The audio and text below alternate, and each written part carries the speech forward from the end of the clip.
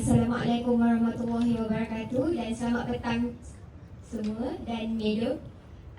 Saya Nurul Aini Kirus Haizi dari Kumpulan 5 dan kami akan membentangkan tentang kes persuratan wasiat kes Wong Suilan lawan Choi Mei-yan 2023 MLJU 2403. Sekarang kami akan memperkenalkan diri kami dan inilah ahli kumpulan saya. Assalamualaikum, nama saya Rabiatul Adawiyah. Meja nombor saya 082467. Hai, nama saya Puan Muhammad Azim bin Muhammad Saidi. Meja nombor saya 083729. Assalamualaikum dan selamat petang. Nama saya Aisyah Syafiqah dan nombor metrik saya 081502. Selamat petang semua. Nama saya Nazrin Salina. Metrik nombor 081737. Hai, nama saya Wahyu Talal bin Muhammad. Nombor saya 081496. Okey, pertama sekali kita akan bentangkan tentang latar belakang kes yang akan dibentangkan oleh Adawiyah. Okey, jadi saya akan bentangkan latar belakang kes. Jadi kes ni telah dibawa di Mahkamah Tinggi Shah Alam dan dibaca di depan Hakim Puan yang ada Puan Zahra Hussein, PK itu Pesuruhjaya Kehakiman. Dan kes ni telah diberi keputusan pada 24 Oktober 2023. Jadi pihak yang terlibat adalah Wong Suilan atau saya akan bahasakan dia sebagai pemohon untuk tempoh pembentangan kita, dan seterusnya Choi Mei-yan. Okay. Jadi mari kita sama-sama teliti fakta kes yang membawa kepada merit kes ini. Okey, jadi kes ini adalah tentang si mati mendiang Choi Yat Fah yang telah meninggal dunia pada November 2021 pada usia 79 tahun, dan beliau meninggalkan seorang isteri dan 4 orang anak. Walau bagaimanapun, si mati telah menyempurnakan sebuah wasiat pada 7 April 1999, dan dalam wasiat tersebut Wong Suilan, pemohon, telah dinamakan sebagai wasi tunggal, yang bermaksud beliau adalah individu yang diberi amanah sepenuhnya untuk mentadbir harta pusaka si mati. Jadi pemohon juga dinamakan sebagai beneficiary tunggal, di mana keseluruhan harta pusaka diwasiatkan secara mutlak kepada beliau. Penting untuk dicatatkan bahawa anak-anak dan cucu si mati hanya dinamakan sebagai beneficiary subsidiary, yang bermaksud mereka hanya akan berhak menerima bahagian harta sekiranya pemohon meninggal dunia terlebih dahulu daripada si mati. Namun dalam fakta kes ini keadaan tersebut tidak berlaku. Jadi konflik bermula apabila pemohon menfailkan permohonan geran probate pada 4 Januari 2023. Jadi geran probate ini adalah satu dokumen rasmi yang dikeluarkan oleh Mahkamah Tinggi yang mengesahkan bahawa sesuatu wasiat itu sah dan memberi kuasa kepada undang-undang kepada wasi untuk mentadbir harta si mati. Jadi tanpa geran ini, wasi tidak mempunyai kuasa untuk memindahkan hak milik aset seperti wang atau harta anak kepada beneficiary. Dalam kes ini, pemohon memerlukan probate tersebut untuk melaksanakan amanah si mati mengikut syarat wasiat. Namun tindakan tersebut telah dihalang oleh responden, iaitu Choi Mei-yan, anak perempuan si mati, yang telah memasukkan sebuah caveat untuk menyekat pengeluaran geran tersebut. Jadi caveatnya adalah satu sekatan atau notis untuk menghalang mahkamah daripada mengambil tindakan lanjut tanpa memaklumkan pihak yang memasukkan caveat tersebut. Jadi responden telah mencabar kesahihan wasiat atas beberapa alasan. Yang pertama adalah beliau mempersoalkan mengapa beliau tidak dinamakan sebagai beneficiary utama. Yang kedua, beliau mendakwa wujudnya wasiat lain yang dibuat antara tahun 2017 hingga tahun 2019, dan mendakwa pemohon telah menyembunyikan dokumen tersebut. Apa yang menarik dalam kes ini adalah wujudnya percanggahan dalam naratif responden. Responden mendakwa bahawa si mati mula mengalami demensia atau kita kenali sebagai penyakit nyanyuk sekitar tahun 2017. Namun, dalam masa yang sama, responden mendakwa si mati masih mempunyai kapasiti untuk membuat wasiat baru pada tahun 2019. Jadi bagi menyokong permohonan probate tersebut, pemohon telah mengemukakan affidavit daripada dua saksi yang hadir semasa penyempurnaan wasiat. Jadi berdasarkan latar belakang tersebut, saya akan serahkan kepada rakan pembentang saya untuk ulaskan isu yang ada yang berlaku dalam kes ini. Terima kasih. Seterusnya, izinkan saya meneruskan pembentangan kami dengan isu yang berbangkit. Jadi, isu utama yang timbul dalam kes ini adalah sama ada wasiat 1999 adalah sah dan boleh dikuatkuasakan serta sama ada bantahan responden terhadap wasiat tersebut termasuk dakwaan kewujudan wasiat lain mempunyai asas untuk menghalang pemberian geran probate kepada pemohon. Sahaja, seterusnya saya akan bagi kepada Nazim. Okey, seterusnya saya akan membentangkan tentang prinsip undang-undang yang digunakan dalam kes ini. Okey, yang pertama sekali ialah kesahihan wasiat iaitu yang digunakan dalam Akta Wasiat 1959. Okey, yang pertama ialah wasiat mesti dibuat secara bertulis dan wasiat tersebut hendaklah dibuat pewasiat itu hendaklah seorang yang waras. Yang ketiga ialah pewasiat mestilah berumur 18 tahun ke atas dan ditandatangani oleh pewasiat di hadapan sekurang-kurangnya 2 orang saksi. Dan kedua-dua orang saksi tersebut haruslah menurunkan tanda tangan mereka juga di hadapan pewasiat dalam masa yang sama. Yang kedua ialah prinsip probate di dalam Akta Probate dan Pentadbiran 1959, iaitu geran probate hanya boleh diberikan kepada wasi yang dinamakan di dalam wasiat tersebut dan juga tiada kewajipan di dalam undang-undang untuk mengadakan sesi pembacaan wasiat secara formal di bawah Akta Wasiat 1959 atau Akta Probate dan Pentadbiran 1959 jika memadai wasiat itu diketahui oleh wasi dan beneficiari yang dinamakan. Seterusnya saya akan berikan kepada kawan saya. Seterusnya saya akan membentangkan mengenai analisis kes. Jadi berdasarkan kes yang telah kami peroleh, kami memperoleh beberapa isu, iaitu isu yang pertama merupakan kesahihan wasiat 1999, iaitu Undang-Undang di bawah Seksyen 5 atau Wasiat 1999, iaitu sesuatu wasiat hanya sah jika memenuhi semua elemen formal. Jadi aplikasinya merupakan wasiat 1999 adalah wasiat yang bertulis. Semati juga merupakan berumur 57 tahun, iaitu cukup umur lebih daripada 18 tahun. Semati juga seorang ahli perniagaan, jadi dia juga merupakan seorang yang waras. Dan wasiat ini ditandatangani dengan kehadiran 2 saksi yang mengesahkan melalui affidavit. Jadi rumusannya adalah semua syarat sah dipenuhi dan wasiat adalah sah.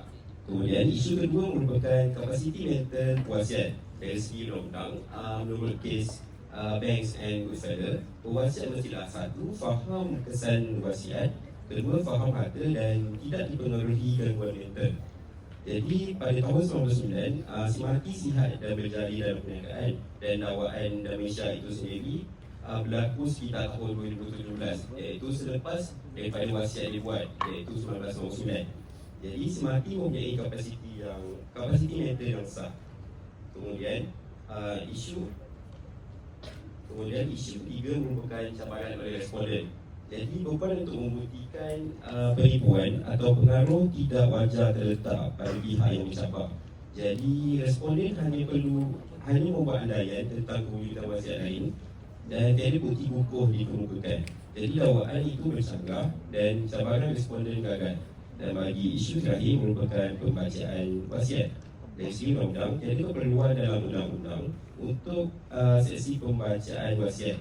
Jadi responden mendakwa dia tidak dimaklumkan dan mahkamah merumuskan bahawa itu bukanlah syarat sah dan rumusan hujah ini adalah tidak relevan.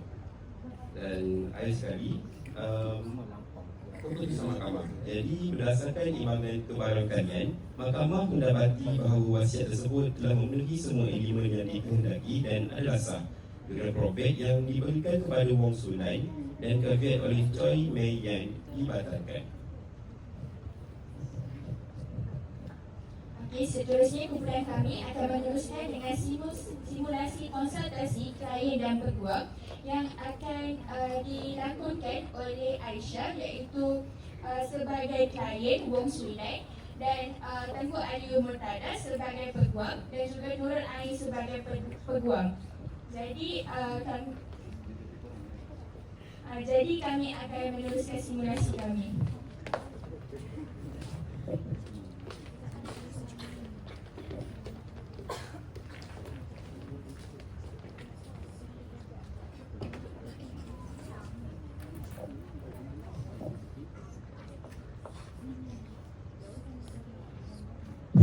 Hello? Yes.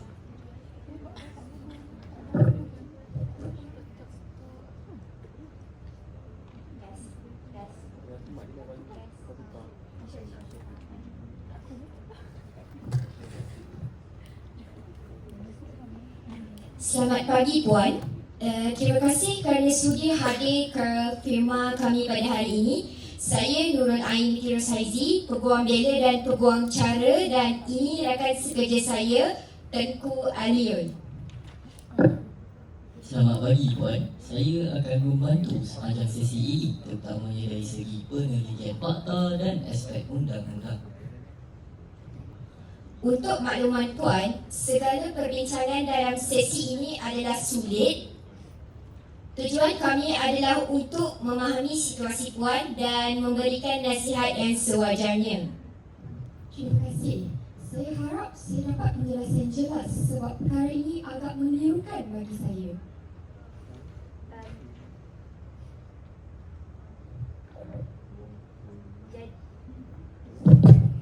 Jadi, Puan boleh ceritakan secara ringkas apakah yang telah berlaku? Baik, saya merupakan anak kepada mendiang Choi Yot Fa yang telah meninggal dunia pada tahun 2021. Selepas kematian beliau, ibu saya telah memohon untuk mendapatkan probate berdasarkan satu wasiat lama bertarikh 1999. Dalam wasiat itu, semua harta diberikan kepada ibu saya sahaja. Saya dan adik-beradik agak terkejut dan tidak berpuas hati sebab kami merasakan ayah kami tidak akan mengetepikan kami begitu sahaja. Tambahan pula, sebelum beliau meninggal dunia, sekitar tahun 2017 hingga 2019, beliau pernah meminta salinan kad pengenalan kami. Jadi, kami percaya mungkin ada wasiat lain yang lebih terkini.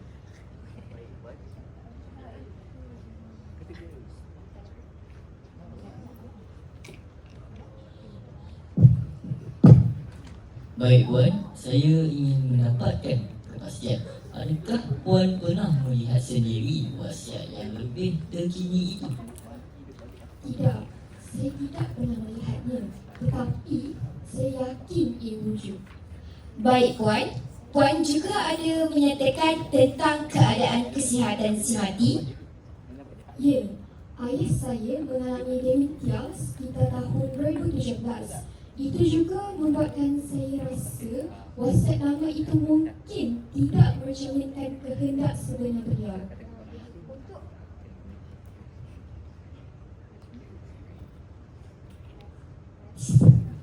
Untuk rekod, Puan telah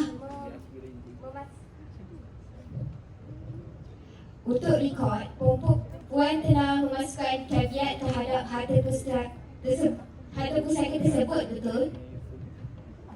Ya, saya lakukan itu untuk menghalang proses probate. Baik Puan, kami akan jelaskan kedudukan Puan secara berkedudukan. Secara asasnya, sesuatu wasiat adalah sah jika ia dibuat secara bertulis, ditandatangani, disaksikan oleh dua saksi dan dibuat oleh individu yang waras. Jadi, maksudnya, kalau semua itu dipenuhi, ia terus sah. Ya Puan, secara umumnya begitu. Dan dalam kes Puan, wasiat 1999 telah memenuhi semua keperluan tersebut. Tetapi, bagaimana dengan keadaan ayah saya yang mengalami dementia? Itu soalan yang sangat penting. Namun, undang-undang melihat kepada keadaan mental pada masa wasiat dibuat, bukan selepas itu. Wasiat dibuat pada tahun 1999, sedangkan demensia hanya berlaku sekitar 2017. Jadi dari sudut undang-undang, isu tersebut tidak menjejaskan kesahihan wasiat tersebut. Jadi maksudnya keadaan beliau sebelum meninggal dunia itu tidak diambil kira. Ya Puan, dalam konteks kesahihan wasiat, penilaian dibuat pada masa ia ditandatangani. Bagaimana pula dengan kemungkinan wasiat baharu? Untuk membuktikan wasiat baharu, Puan perlu ada dokumen dan saksi ataupun bukti hukum yang lain. Kalau tiada dokumen, Tanpa bukti tersebut, mahkamah biasanya tidak akan menerima dakwaan tersebut. Puan juga perlu berhati-hati kerana terdapat pencanggahan dalam pujangan Puan. Puan menyatakan si mati mengalami demensia sejak 2017, tetapi dalam masa yang sama mengatakan beliau menyediakan wasiat baharu selepas itu. saya faham itu mungkin akan jadi isu. Tapi saya masih rasa ini tidak adil. Kami faham perasaan Puan. Namun dari sudut undang-undang, seseorang yang mempunyai kebebasan untuk mengagikan hartanya mengikut kehendaknya sendiri. Mahkamah tidak akan campur tangan hanya kerana ia dilihat tidak adil. Untuk makluman Puan, Puan sebenarnya tidak diketepikan sepenuhnya. Maksudnya, Puan merupakan beneficiary subsidiary, iaitu Puan hanya akan mewarisi jika ibu Puan meninggal dunia terlebih dahulu. oh, saya tidak tahu tentang itu. Puan mempunyai beberapa pilihan. Yang pertama, meneruskan tindakan di mahkamah. Yang kedua, untuk membuat perundingan keluarga. Dan yang ketiga, untuk tidak meneruskan tindakan. Kalau saya teruskan ke mahkamah, peluang saya macam mana? Secara jujurnya, peluang tersebut agak rendah tanpa bukti tambahan yang kukuh. Kalau rundingan, Ia lebih cepat, kos lebih rendah dan mungkin dapat menjaga hubungan keluarga. berapa lama proses mahkamah biasanya? Ia boleh mengambil masa yang agak panjang, bergantung kepada keadaan kes. Saya risau tentang kos juga. Kos akan meningkat jika kes dibawa ke mahkamah. Tetapi kami akan jelaskan secara telus sebelum sebarang tindakan diambil. Sebagai rumusan, wasiat 1999 adalah sah. Walau bagaimanapun, Puan hanya menghadapi beberapa cabaran dan bukti tambahan adalah sangat penting. Oleh itu, Puan disarankan untuk mempertimbangkan penyelesaian secara rundingan sebelum mengambil tindakan lanjut. Baik, sekurang-kurangnya sekarang saya lebih faham kedudukan saya. Kami memahami ini bukan perkara yang mudah. Lebih-lebih lagi jika melibatkan ahli keluarga sendiri. Kami sedia membantu Puan dalam apa jua keputusan yang Puan ambil. Ini kad perniagaan kami. Puan boleh hubungi kami pada bila-bila masa. Terima kasih banyak atas penjelasan dan bantuan. Sama-sama Puan.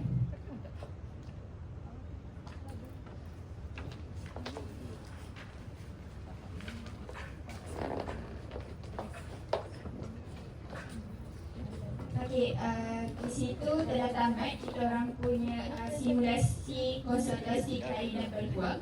Sekarang kami akan membuka sesi soal dan jawab. Jadi di antara rakan-rakan kami ada sesiapa yang ingin bertanyakan soalan? Yang di bawah itu. Sadari soalannya. Soalan saya berbunyi, Dalam analisis isu 1, anda menyebut tentang kehadiran 2 saksi. Apakah yang akan berlaku sekiranya saksi-saksi tersebut menandatangani wasiat itu pada waktu yang berbeza atau bukan di hadapan pewasiat? Sila jawab soalan saya. Terima kasih untuk soalannya. Ini akan dijawab oleh rakan saya, Aisyah. Baik, untuk menjawab soalan anda, mengikut Seksyen 5 Akta Wasiat 1959, ia adalah mandatory untuk pewasiat menandatangani wasiat di hadapan 2 atau lebih saksi yang hadir pada masa yang sama, dan saksi-saksi tersebut juga mesti menurunkan tanda tangan mereka di hadapan pewasiat. Jika prosedur ini tidak dipatuhi, contohnya saksi menandatangani secara berasingan tanpa kehadiran pewasiat, wasiat tersebut boleh dianggap tidak sah dari segi formaliti undang-undang. Namun dalam kes ini, affidavit daripada kedua-dua saksi telah mengesahkan bahawa mereka hadir bersama proses menandatangani wasiat 1949 tersebut. Adakah itu menjawab persoalan anda? Seterusnya ada soalan lagi? Okey. Teruskan. Kuat sikit bagi semua orang dengar. Soalan saya, dalam kes ini, responden mendakwa wujudnya wasiat lain antara tahun 2012 hingga 2015. Kenapa mahkamah tidak memihak kepada responden walaupun terdapat kemungkinan wasiat yang lebih baharu? Okey, terima kasih untuk soalan itu. Jadi macam yang kita tahu, beban pembuktian ni dia terletak pada pihak responden yang mendakwa kewujudan wasiat baru. Namun seperti yang kita lihat daripada simulasi tadi, responden telah gagal mengemukakan bukti hukum seperti dokumen ataupun keterangan saksi untuk menyokong dakwaan tersebut. Dan selain daripada itu, dakwaan beliau juga kita boleh kata bercanggah kerana menyatakan si mati mengalami demensia tetapi dalam masa yang sama membuat wasiat baru. Oleh sebab itu, mahkamah telah memilih untuk berpegang kepada wasiat yang telah terbukti sah. Jadi saya rasa itu sahaja daripada kumpulan kami. Sekian, terima kasih.